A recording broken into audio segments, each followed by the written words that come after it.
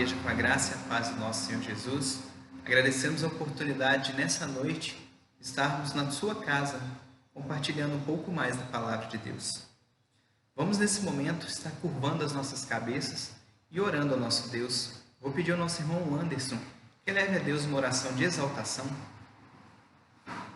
Senhor nosso Deus, mais uma vez estamos aqui, ó Pai, diante do Senhor, Deus, em adoração ao Teu santo nome, porque só o Senhor é digno de toda honra e louvor, Pai. Mais uma vez, ó Deus, estamos aqui, ó Deus, nessa situação, ó Deus, da pandemia, mas, ó Deus, nós sabemos que o Senhor tem falado conosco, ó Pai, mesmo, Pai, nos nossos lares, ó Deus, o Senhor tem falado nos nossos corações, ó Deus. Nós aqui, ó Deus, nós colocamos, ó Deus, à disposição do Senhor, ó Pai, porque nós não somos nada diante do Senhor, ó Pai.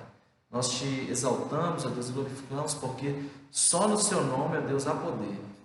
Te damos graças por tudo, ó Pai. Receba o nosso culto, ó Pai, de adoração ao Senhor, ó Deus. Nós choramos agradecidos no nome santo de Jesus. Amém, Deus. Vamos, nesse momento, abrir as nossas Bíblias no livro de Hebreus, no capítulo 11, e leiamos a palavra de Deus do versículo 1 até o versículo 7. Assim diz: Ora, a fé é a certeza de coisas que se esperam, a convicção de fatos que se não veem. Pois pela fé os antigos obtiveram bom testemunho. Pela fé entendemos que foi o universo formado pela palavra de Deus, de maneira que o visível veio a existir das coisas que não aparecem. Pela fé, Abel ofereceu a Deus mais excelente sacrifício do que Caim, pelo qual obteve testemunho de ser justo, tendo a aprovação de Deus quanto às suas ofertas. Por meio dela, também mesmo depois de morto, ainda fala. Pela fé, Enoque foi transladado para não ver a morte. Não foi achado porque Deus o transladara, pois antes de sua transladação, obteve testemunho de haver agradado a Deus. De fato, sem fé é impossível agradar a Deus, porquanto é necessário que aquele que se aproxima de Deus creia que Ele existe e que se torna galardoador dos que o buscam.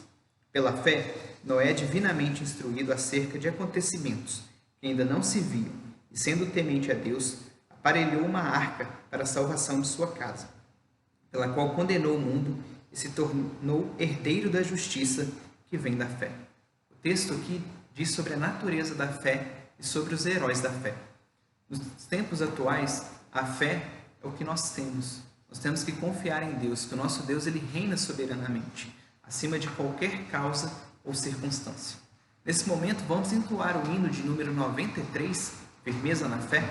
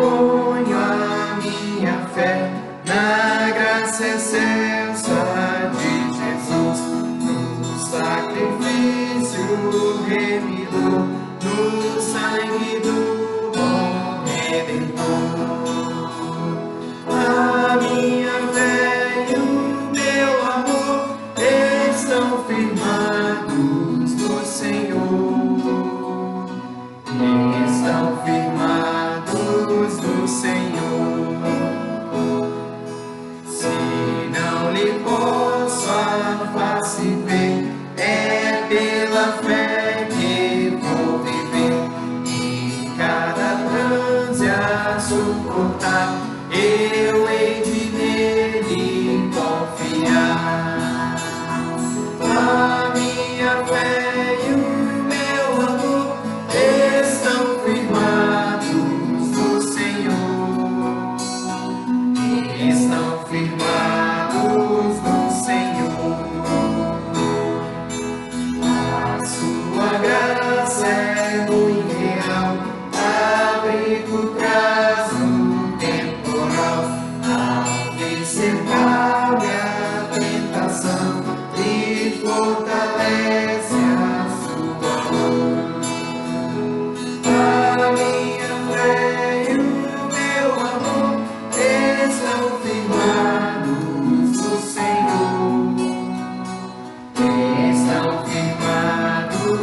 do Senhor.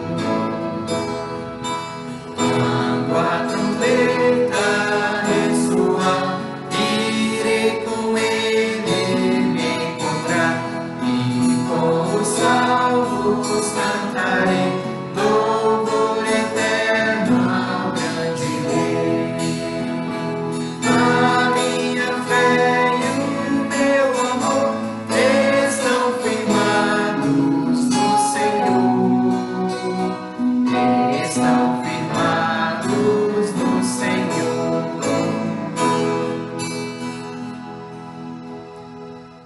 A pergunta de número 70 do Catecismo de Heidelberg diz: o que significa ser levado com o sangue e o Espírito de Cristo? A resposta: significa receber perdão dos pecados pela graça de Deus, por causa do sangue de Cristo, que Ele derramou por nós em seu sacrifício na cruz. Significa também ser renovado pelo Espírito Santo e santificado para ser membro de Cristo.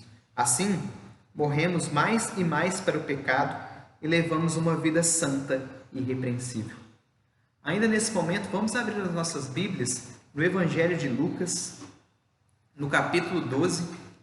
Nós leremos do versículo 1 ao versículo 12.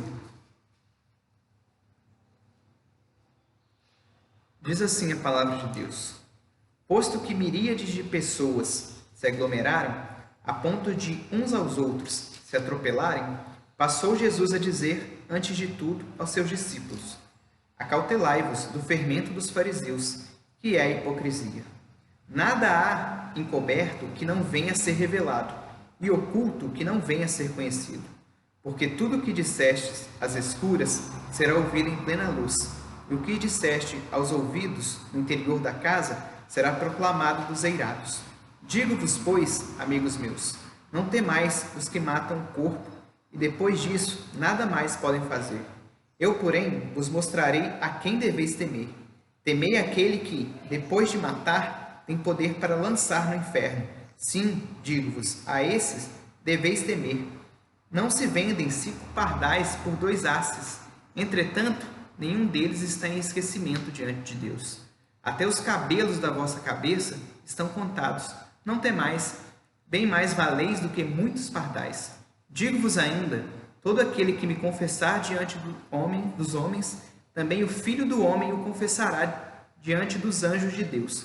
Mas o que me negar diante dos homens, será negado diante dos anjos de Deus. Todo aquele que proferir uma palavra contra o Filho do Homem, isso lhe será perdoado. Mas para o que blasfemar contra o Espírito Santo, não haverá perdão. Quando vos levarem às sinagogas e perante os governadores e as autoridades, não vos preocupeis quanto ao modo por que respondereis, nem quanto às coisas que tiverdes de falar, porque o Espírito Santo vos ensinará naquela mesma hora as coisas que deveis dizer. O texto aqui, Jesus Cristo, ele está exortando os discípulos e fazendo algumas admoestações. Um dos pontos interessantes desse capítulo é que no versículo 8, nós vemos que Deus, Ele cuida de nós. Ele sabe quantos fios nós temos na cabeça. E mesmo em época de coronavírus, em tempo de pandemia, mesmo em quarentena, o cuidado do Senhor está conosco. O vírus pode ter pegado muitas pessoas de surpresa, mas Deus ele já sabia disso e Ele tem cuidado dos seus eleitos. Nesse momento, nós vamos curvar as nossas cabeças e fazer uma oração de confissão pelos nossos pecados. Cada um em sua casa, de forma pessoal, vai orar e confessar a Deus suas falhas, seus erros, seus vícios, aquilo que não agrada a Deus, e pedir a Deus que Ele nos dê a ousadia de vivermos uma vida de santidade. Para essa oração nesse momento, eu convido o nosso irmão presbítero João Lopes, que leve a Deus uma oração de confissão.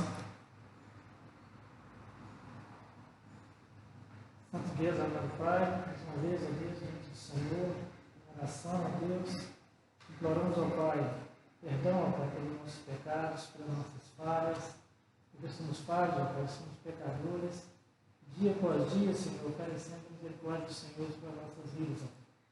Senhor esteja, ó Pai, derramando a graça, teu perdão sobre a vida de cada um, ó Deus, que nós possamos, ó Pai, a cada dia, ó Pai, buscar mais o Senhor, viver mais para o Senhor, viver mais, ó Pai, para honrar e glorificar o nome do Senhor, ó Pai. deixar a nossa carne de lado, a nossa vida, ó Pai, particular, e viver mais para adorar o Teu santo nome. O Senhor perdoe nossos pecados, nossas falhas, e nos purifica de todo pecado.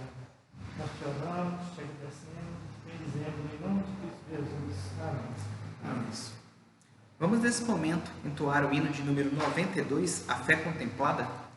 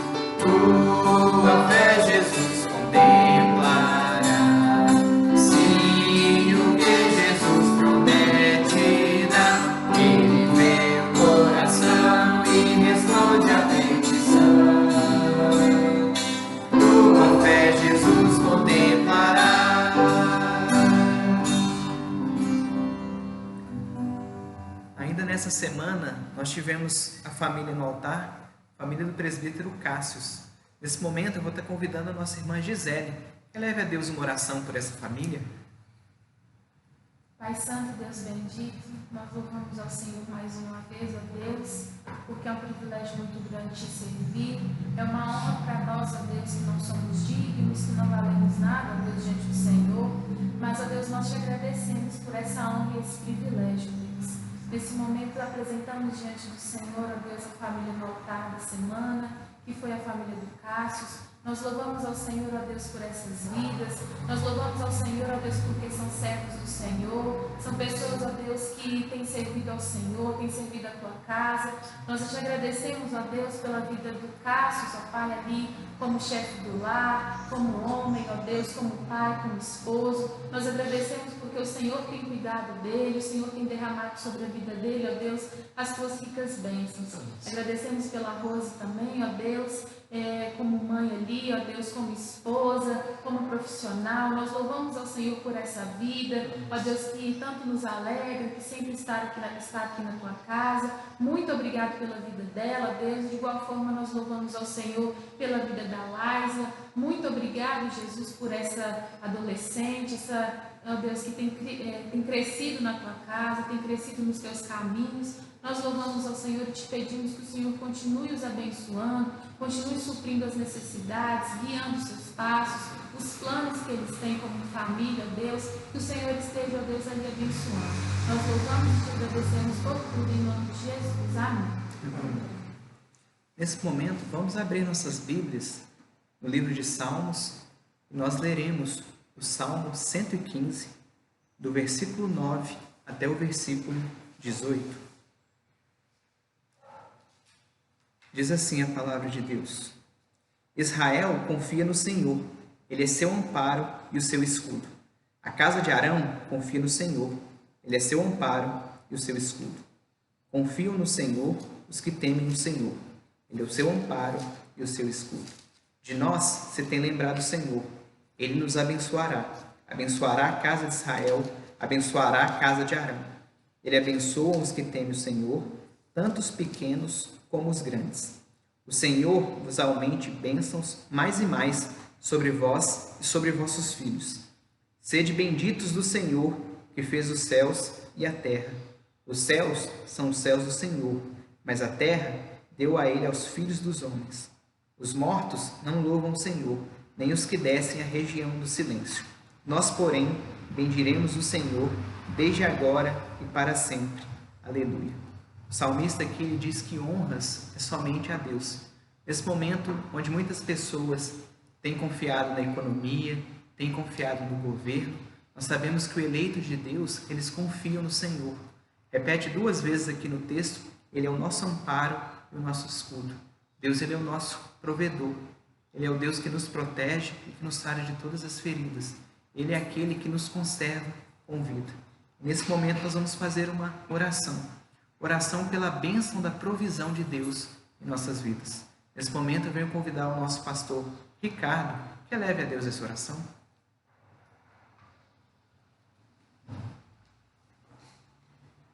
Santo Deus, eterno Pai, nós te damos graças porque o Senhor é o nosso provedor. Todas as bênçãos, sejam elas que a natureza for, elas são oriundas do Senhor. O nosso irmão Moisés, escrevendo no passado, disse que Israel não deveria vangloriar-se de conquistar alguma coisa, porque era a boa mão do Senhor quem o faria conquistar. Jesus também, orando ou ensinando os discípulos acerca da videira verdadeira, ele disse: sem mim nada podeis fazer. Nosso irmão Jó também, ele disse: quando depois de perder todas as coisas, eu nasci nu e nu eu voltarei. Então, ó Deus, diante desses textos e outros textos, nós podemos perceber e saber que nós dependemos do Senhor totalmente. Não há outro braço, não há outro Deus que possa nos socorrer, nos sustentar, nos consolar, nos confortar, nos encorajar, enfim, conduzir as nossas vidas. Por isso nós somos gratos ao Senhor, Pai amado, pela provisão do Senhor a cada casa dos nossos irmãos, a da nossa igreja, do Brasil e do mundo inteiro. Obrigado, Senhor, porque o Senhor, Deus amado, na sua misericórdia, cuida de toda a sua criação e no que tange aos seus eleitos, ao salmista Davi disse, Pai bendito, que nunca viu um justo mendigar o pão, nem a sua descendência passar necessidade. Portanto, a Ti a glória, o louvor e a adoração, porque os Teus cuidados de nós, porque, Pai bendito, todas as coisas que temos, tudo que somos, provém das Tuas mãos. Por isso, Pai amado, nós queremos Te louvar, Te bendizer, Te glorificar e Te exaltar, em o nome de Jesus, nosso Senhor, hoje e sempre. Amém. Hebreus 13:15 afirma: por meio de Jesus, pois, ofereçamos a Deus sempre sacrifícios de louvor, que é fruto de lábio que confessam o seu nome. Nesse momento, vamos passar para a nossa equipe de Ministério de Louvor, que vai estar entoando os cânticos espirituais. O primeiro cântico que nós iremos cantar é Bem-aventurado.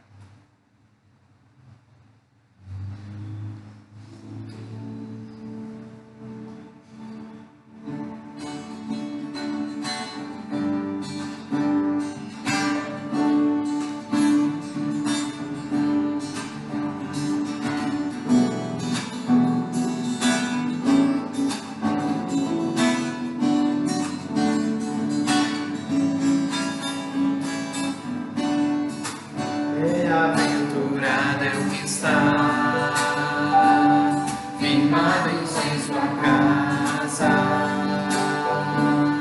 aqueles que te louvam, cujo coração está no nosso Deus. Bem-aventurado é que tem sede da justiça de Deus. Aqueles que são filhos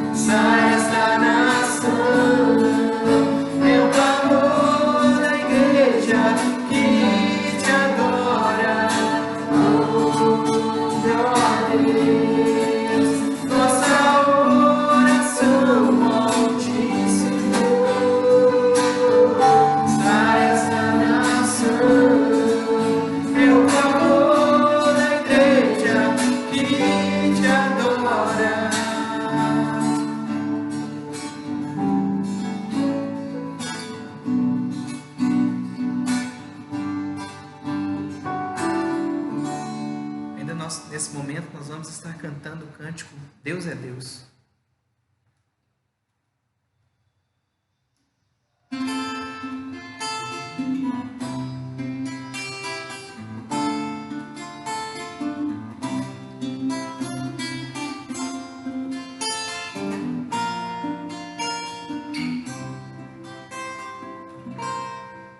Minha fé não está firmada nas coisas que podes fazer.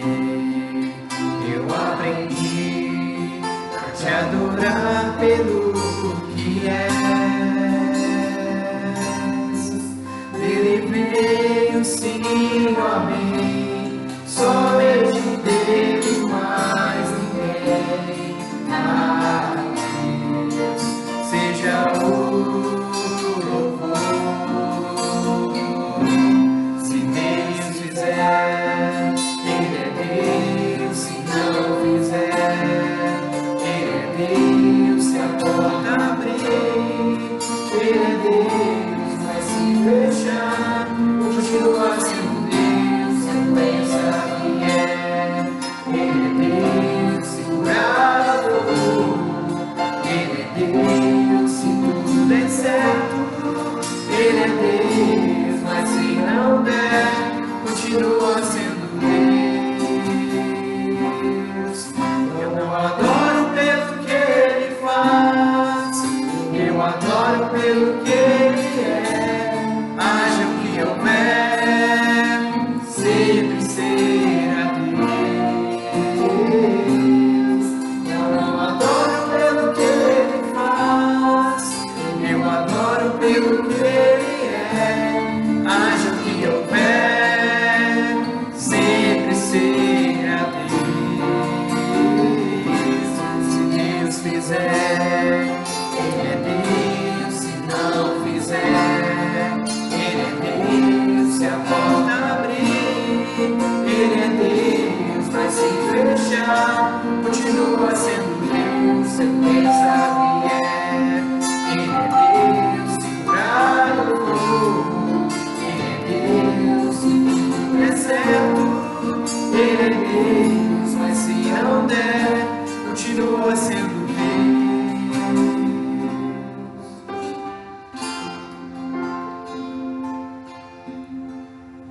Ainda nesse momento, vamos louvar o nome do Senhor com o cântico Rompendo em Fé.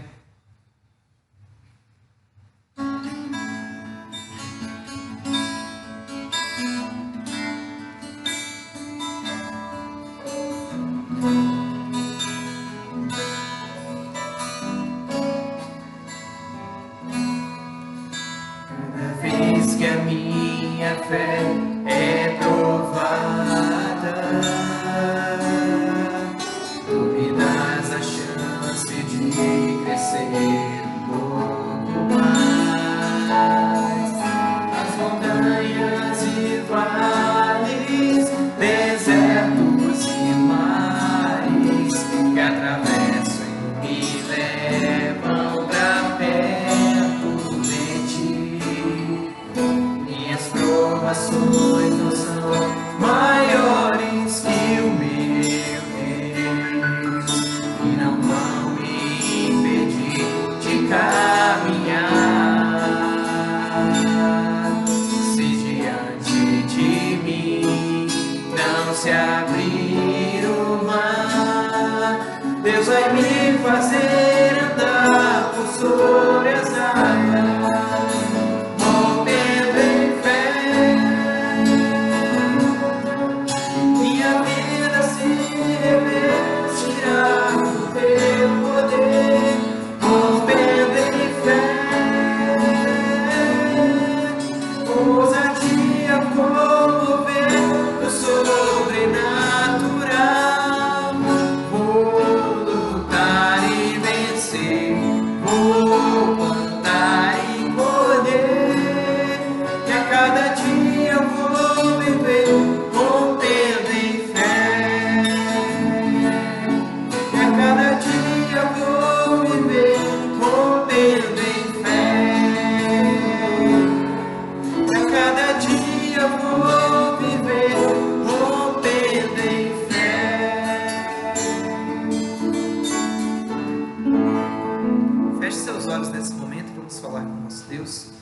Pai, nós estamos aqui mais uma vez diante de Ti. Gratos porque o Senhor nos fornece a tecnologia necessária, ó Deus, para mesmo distante Te adorarmos. Mesmo distante estar entregando a Ti um culto, ó Deus. Esse é privilégio para nós. Nesse momento, Deus, nós pedimos que o Senhor abençoe o pregador dessa noite. Que o Senhor venha, ó Deus, usá-lo poderosamente. Que ele seja boca e profeta Teu aqui, ó Pai. Que ele venha realmente trazer a palavra que traz conforto aos nossos corações. Consolo, ó Deus, mas que acima de tudo nos incomode a sermos mais santos e viver para Ti. Te entregamos, ó Deus, a vida dele, usa-o poderosamente.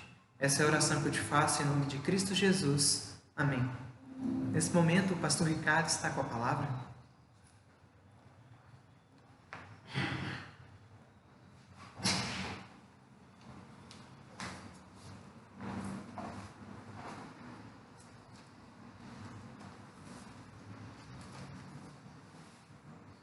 Graças a Deus, Senhor, amados irmãos, mais uma vez reunidos para invocarmos ao nosso Deus, buscarmos na oração, sobretudo sermos edificados pela palavra do nosso Deus. Continuando nosso culto, então, vamos abrir nossa Bíblia, Evangelho de Marcos, capítulo é o número 5. Nós leremos os versos 21 a 43. Continuando assim a série de pregação do livro de Marcos. Diz assim a palavra do nosso Deus. Tendo Jesus voltado no barco para o outro lado, afluiu para ele grande multidão, e ele estava junto do mar. E eis que se juntou a ele um dos principais da sinagoga, chamado Jairo, e vendo-o, prostrou-se aos seus pés. Insistentemente lhe suplicou: minha filhinha está à morte. Vem, impõe-lhe as mãos sobre ela, para que seja salva e viverá. Jesus foi com ele. Grande multidão o seguia, comprimindo. Aconteceu que certa mulher, que havia 12 anos, vinha sofrendo de uma hemorragia, e muito padecera à mão de vários médicos, tendo despendido tudo quanto possuía, sem contudo nada aproveitar, antes pelo contrário, indo a pior. Tendo ouvido a fama de Jesus, vindo por trás dele, por entre a multidão, tocou-lhe a veste, porque dizia: se eu apenas tocar as vestes, ficarei curada. E logo se estancou a hemorragia, e sentiu no corpo estar curada do seu flagelo. Jesus, reconhecendo imediatamente que dele saíra poder, virando-se do meio da multidão, perguntou: quem me tocou nas vestes? Responderam-lhe seus discípulos: vês que a multidão te aperta e dizes: quem me tocou? Ele, porém, olhava ao redor para ver quem fizera isso. Então, a mulher, atemorizada e tremendo, consciente do que nela se operara, veio, prostrou-se diante dele e declarou-lhe toda a verdade. E ele lhe disse: filha, a tua fé te salvou, vai-te em paz, fica livre do teu mal. Nosso irmão Daniel orou, temos tocado sua oração, ao pedido a Deus que nos oriente nesta noite, para que essa palavra cumpra o propósito que Deus estabeleceu. No livro de Marcos mesmo, no capítulo 11, dos versos 22 a 23, Jesus, depois de exortar os seus discípulos a ter fé em Deus Pai, Jesus disse: porque em verdade vos afirmo que se alguém disser a este monte: ergue-te e lança-te ao mar, e não duvidar no seu coração, mas crer que se fará o que se diz, assim será com ele. O que será que Jesus realmente está dizendo nesta passagem? Será que alguém tem condições de pedir a Deus para que o monte se transponha de um lado para o outro? Será que Jesus está pedindo que as pessoas, a seu bel prazer, pedissem a Deus alguma coisa e assim aconteceria? No texto que lemos, Jesus, mostrando sua misericórdia, ele mostra também, no meio de Marcos aqui, a necessidade de exercermos a verdadeira fé. O contexto de Marcos, como já vimos anteriormente em outras mensagens, um livro escrito no contexto romano, quando Marcos escreve para provar que Jesus Cristo é o Filho de Deus e não o outro. Marcos escreve para mostrar que Jesus é o Messias prometido, o Messias que veio, o Messias que cumpriu a vontade do Pai, o Messias que cumpriu a sua missão, buscar e salvar o que se havia perdido. E no texto que nós lemos, todo o seu contexto, Jesus retornando de Gadara, chegando novamente agora em Cafarnaum, uma multidão aflui para ali à beira-mar, e dentro dessa multidão, Jairo, o chefe da sinagoga, surge e puxa a conversa com Jesus, clamando, insistindo que Jesus fosse à sua casa, pois a sua filha estava enferma à beira da morte. E Jairo então roga, insiste com Jesus para que Jesus tocasse na sua filhinha, pois ele cria e sabia que o toque de Jesus curaria aquela criança da sua enfermidade e ela ficaria então ali com sua saúde plena novamente. Jesus acompanha esse homem, uma multidão acompanha também Jesus em direção à casa de Jairo. E dentro dessa multidão, uma mulher hemorrágica, que sofria 12 anos de enfermidade. Ela toca na orla da veste de Jesus, pensando que seria curada, e de fato foi curada. Jesus para questionar essa mulher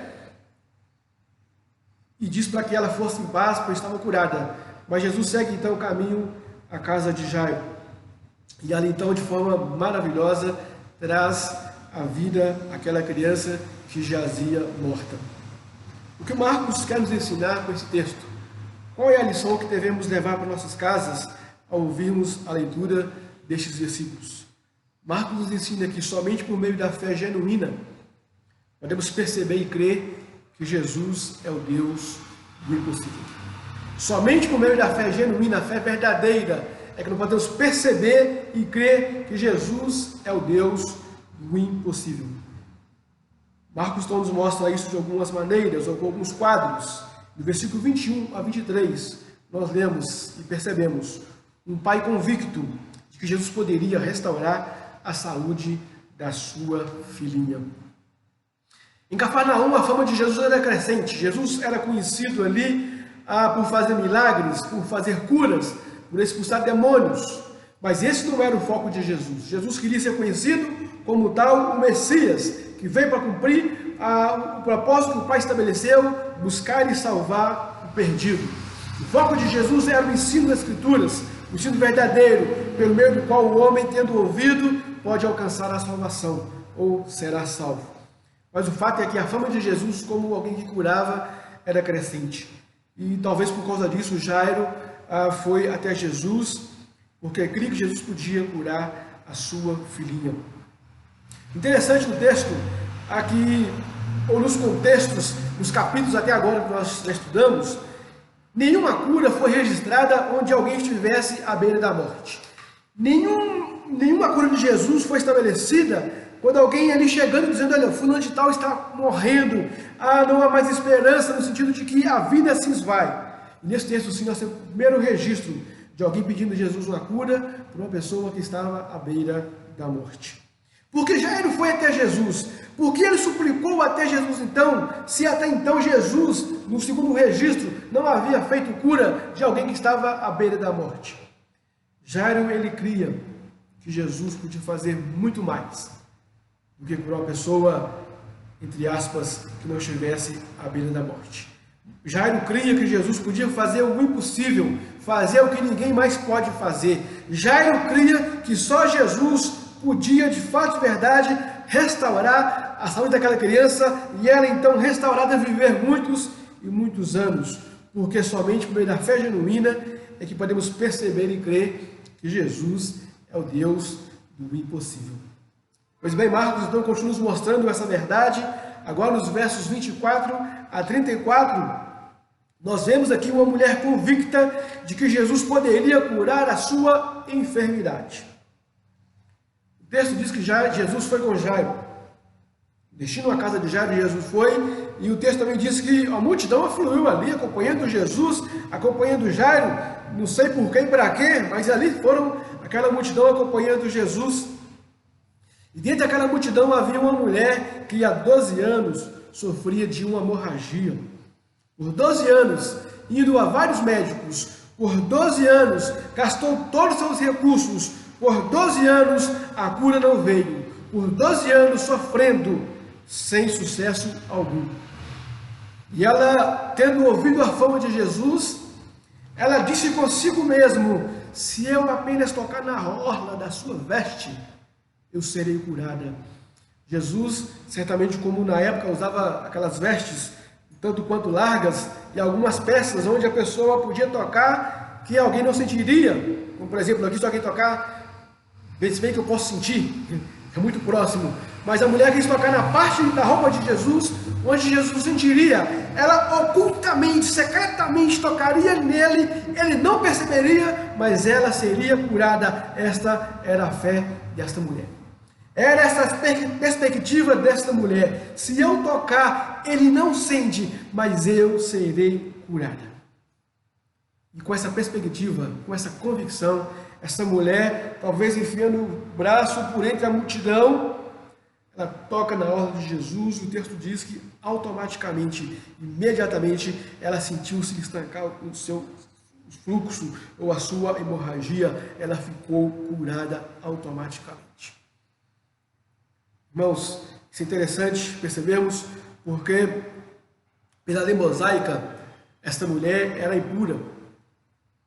Conforme o livro de Levíticos, nós podemos perceber que a mulher, uma hemorragia aqui, estava ligado ao fluxo da mulher mensal, e a mulher no seu fluxo era considerada imunda durante esse fluxo. E se porventura esse fluxo aumentasse ou persistisse, de igual modo a mulher seria impura durante todo esse processo. 12 anos. 12 anos de impureza. 12 anos sem um convívio social. 12 anos sem um convívio religioso. Porque é isso que a lei impunha sobre a mulher nesse caso. E, sobretudo, também um outro detalhe. A lei mostrava que apenas um toque de um impuro em outra pessoa comunicava a impureza. Então, aquela mulher, ao tocar em Jesus, segundo a lei, ela transferia para Jesus toda a sua impureza e Jesus seria impuro. Mas não aconteceu isso. Ao tocar em Jesus, aquela mulher ficou curada. Sua impureza foi-se embora, sem nenhum rito sacerdotal, como a lei prescrevia. Portanto, aquela mulher, ela foi curada do seu fluxo, ela foi curada da sua hemorragia, ela foi curada porque Jesus fez o que ninguém mais podia fazer. Mas o texto continua dizendo que Jesus, então, ao sentir o toque na orla da sua veste, ele questiona: quem me tocou? Quem me tocou? E Jesus, então, aguardando que alguém manifestasse a atitude, os discípulos retrucam Jesus: Senhor Jesus, estamos no meio da multidão, com perguntas: quem te tocou? A multidão aperta aqui, aperta ali, como perguntar quem me tocou? Mas Jesus disse: alguém me tocou porque de mim saiu o poder. Ou seja, Jesus, ele sentiu o toque da mulher, não porque a mulher simplesmente tocou, mas porque ele sabia o que estava acontecendo. Como nós já vimos outras pregações nesse livro de Marcos, Jesus era onisciente, Jesus é Deus. Portanto, Jesus questiona esta mulher para que se cumprisse talvez o que é dito no Salmo 50, versículo 15, quando o salmista registra: invoca-me no dia da angústia, eu te livrarei, tu me glorificarás. Ou seja, Jesus queria que aquela mulher glorificasse a Deus. Jesus queria que aquela mulher manifestasse a gratidão a Deus. Exatamente isso que a mulher vai fazer logo em seguida. Jesus continua então perguntando quem me tocou, aguardando que as pessoas, alguém manifestasse ali essa atitude, e a mulher trêmula, ciente do que nela havia acontecido, ela talvez levantou a mão e disse: eu toquei. Jesus sabia todas as coisas, mas questiona essa mulher exatamente para que ela pudesse glorificar a Deus, mas também que as pessoas pudessem perceber que era Jesus e o que ele estava por ensinar. Jesus então não retruca a mulher, não repreende a mulher, não censura a mulher, porque a mulher naquela época era vergonhoso falar em público. E somente quando ela revelasse o seu problema, Ela seria talvez também taxada pelas pessoas porque ela não deveria tocar em Jesus por estar impura. Ela não deveria estar entre a multidão por estar impura. Mas o fato que Jesus disse para aquela mulher: filha, termo interessante, filha, a tua fé te salvou. Vai-te em paz. Fica livre do teu mal. A fé daquela mulher não foi o fundamento ou a base para a sua cura, porque fé não cura ninguém. Mas o fato é que a fé sendo dom de Deus, a fé é o instrumento que Deus usa, a que nos concede para usarmos, para depositar nele a nossa confiança, a nossa esperança, os nossos desejos, a fim de que ele, segundo a sua vontade, ele possa realizar. A nossa fé nos coloca em harmonia com Deus, ou em harmonia com a vontade de Deus, e a mulher fez isso.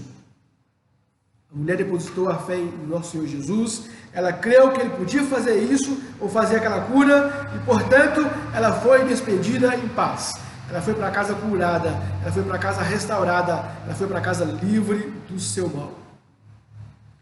Mas o interessante, nesse ato de Jesus curar esta mulher, é que nos remete para o que Jesus quer ensinar, o que o texto quer ensinar de verdade, é que nos remete para uma enfermidade a qual ninguém pode curar.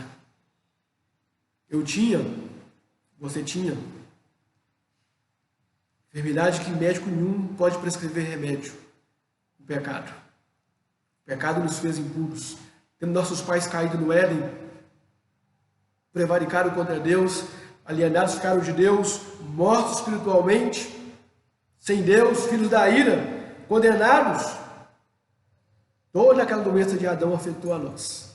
Portanto, todos pecaram e todos carecem da glória de Deus. E Jesus, ao curar aquela mulher, está mostrando exatamente que ele é o médico dos médicos, que pode curar a doença que ninguém pode curar. Jesus é o único que pode nos purificar dos nossos pecados.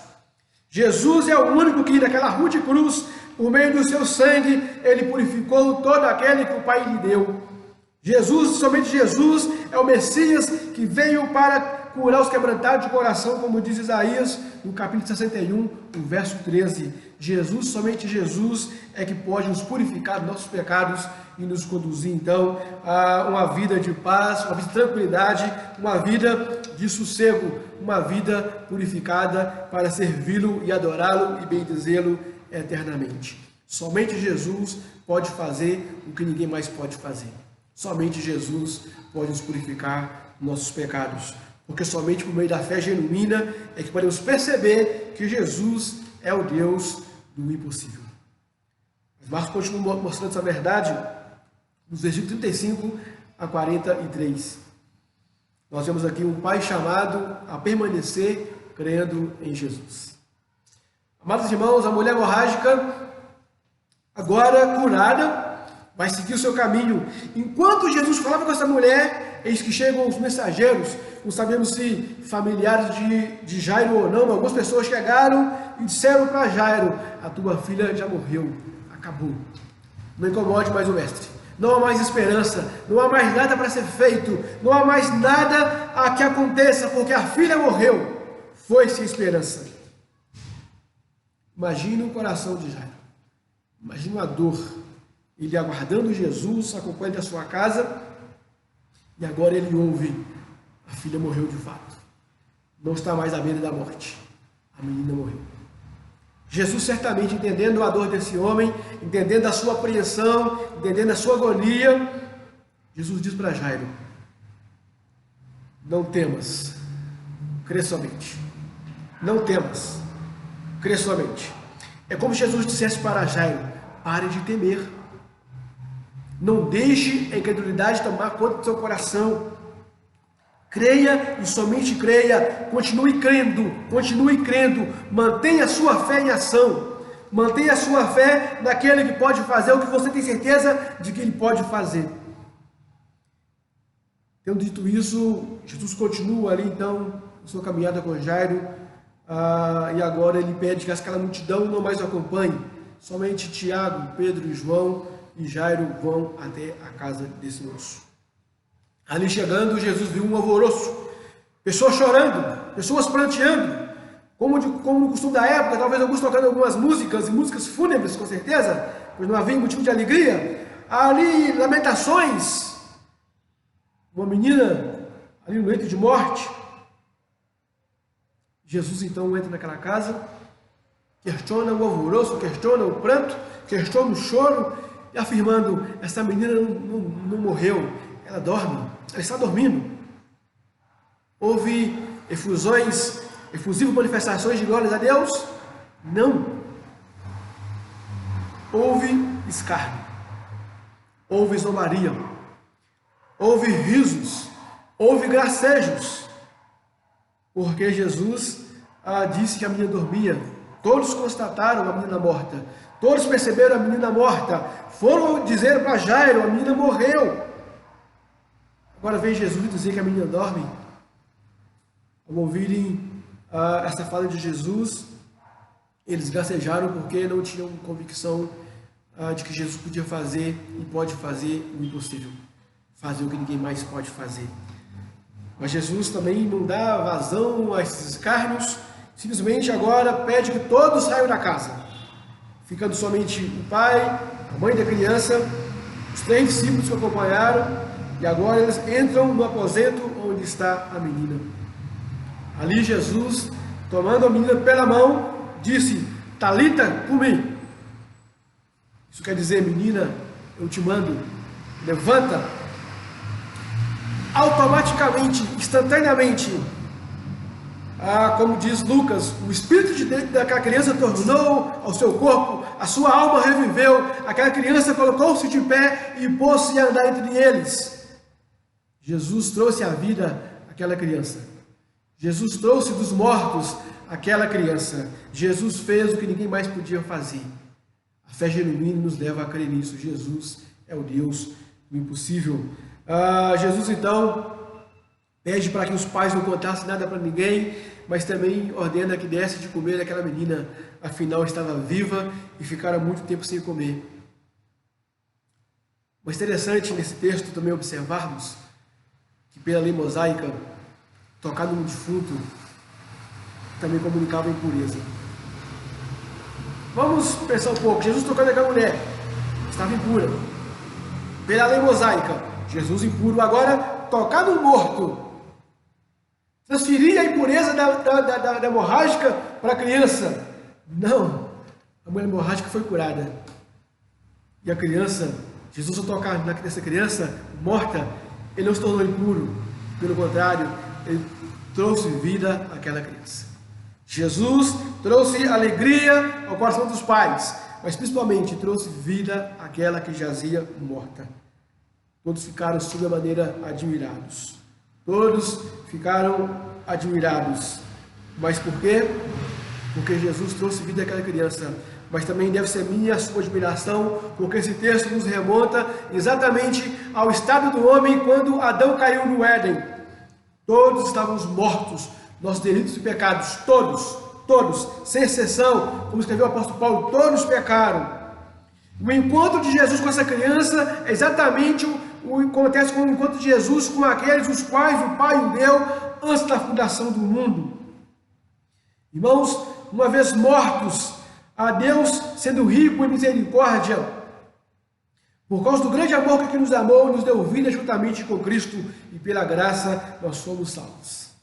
O toque de Jesus naquela criança é exatamente o toque dele na minha vida e na sua vida, outrora, quando ele nos regenerou por meio da ação do Espírito Santo.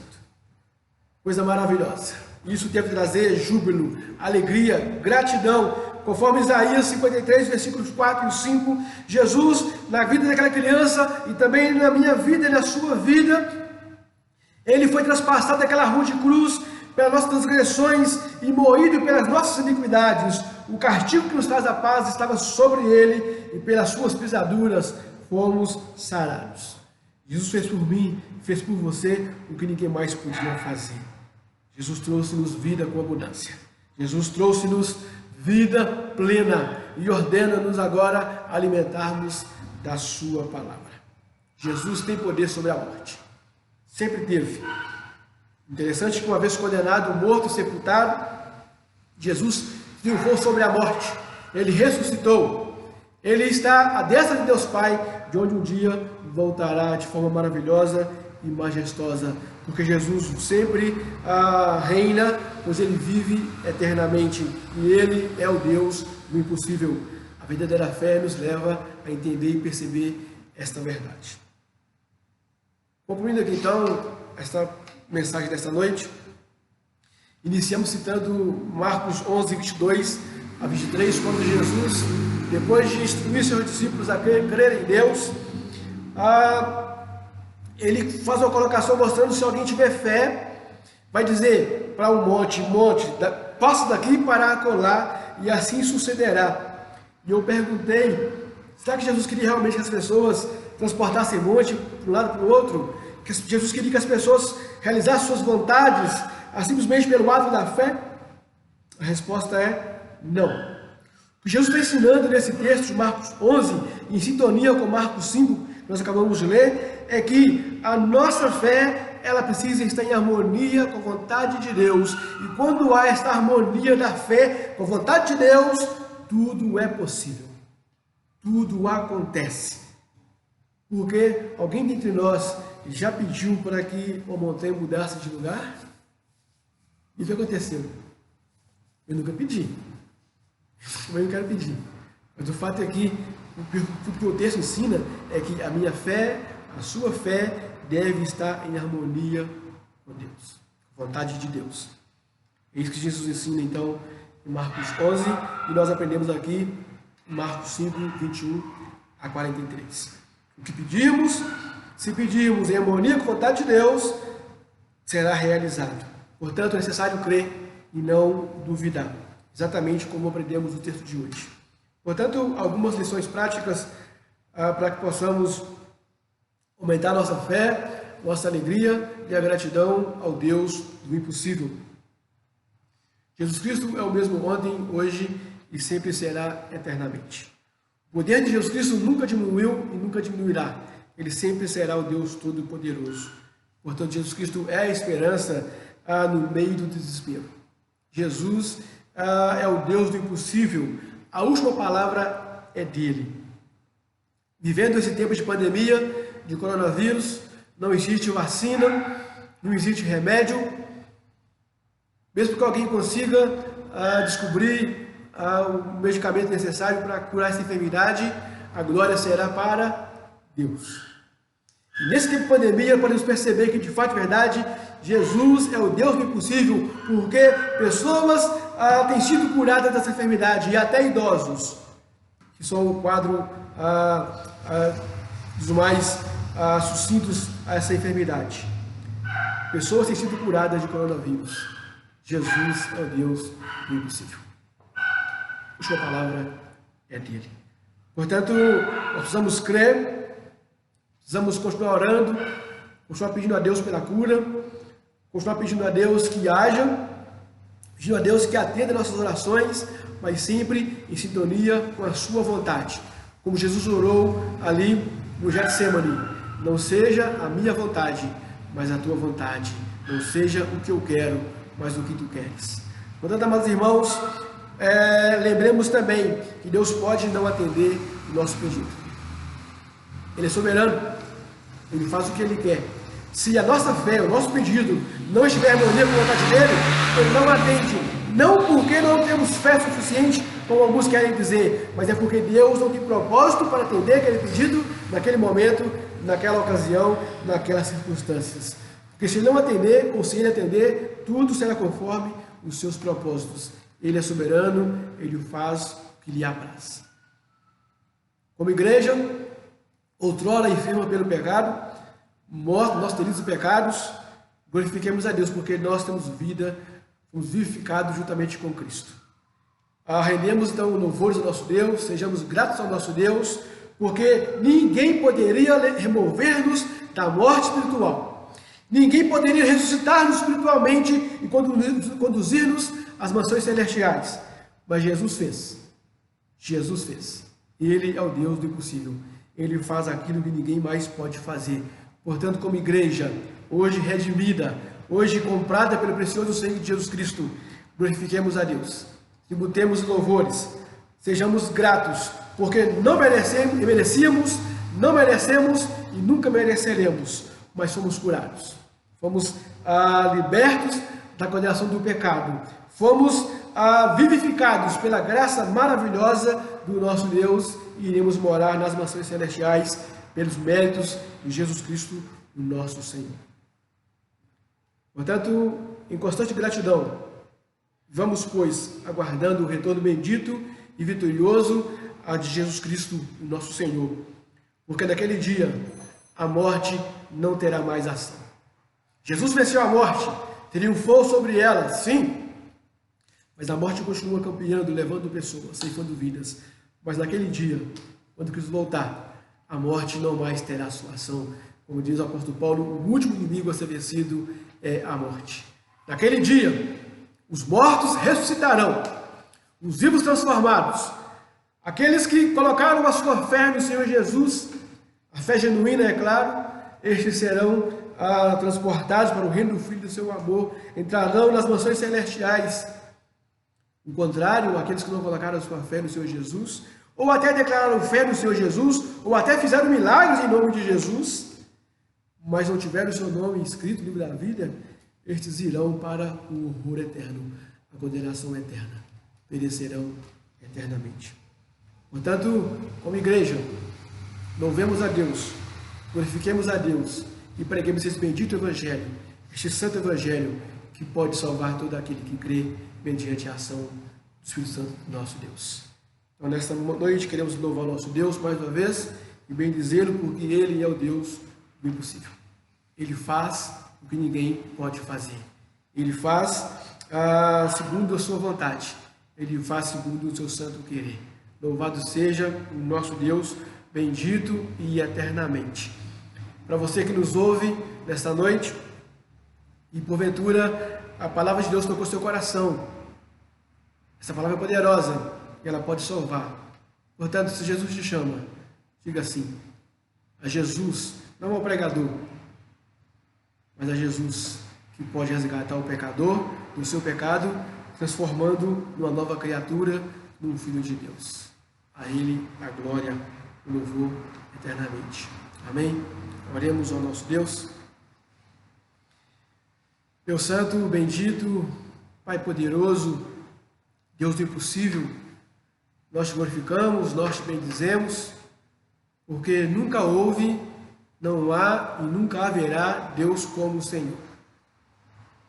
Nunca houve, nunca há e nunca haverá alguém que nos ame tanto a ponto de enviar seu único filho naquela cruz a morrer por nós.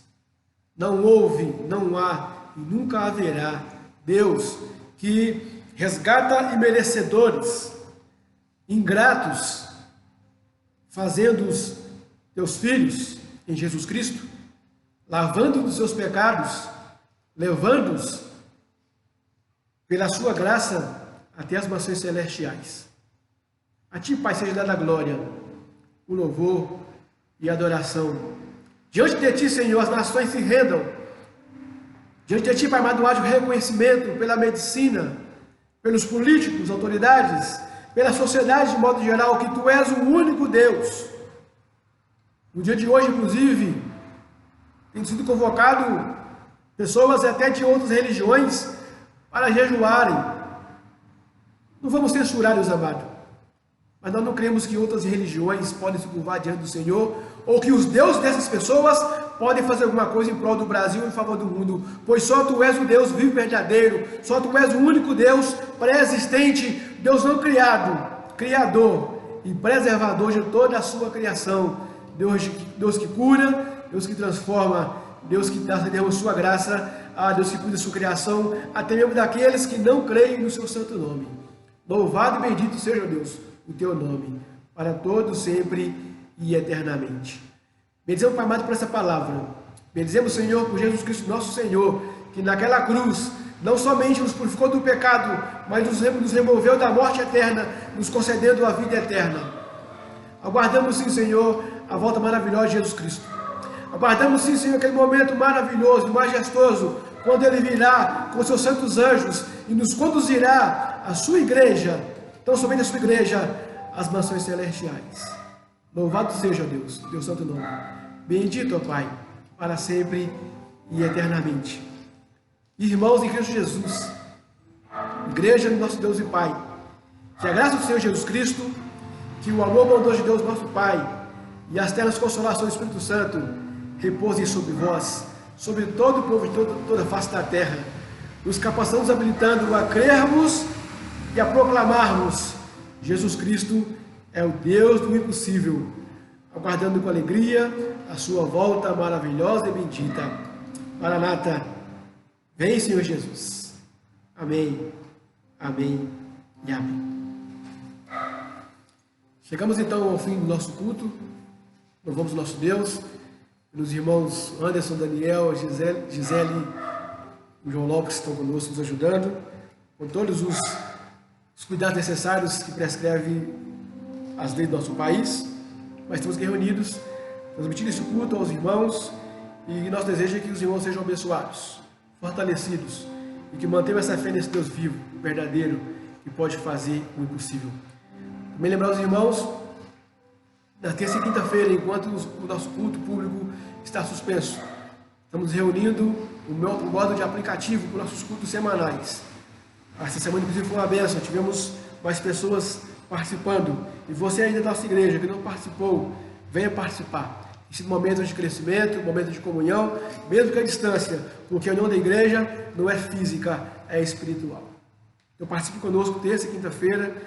Deus nos dê graça, enquanto não voltamos nossos cultos, continuaremos transmitindo esse culto online também. Deus seja abençoado, você seja abençoado, Deus louvado, em nome de Jesus. Amém.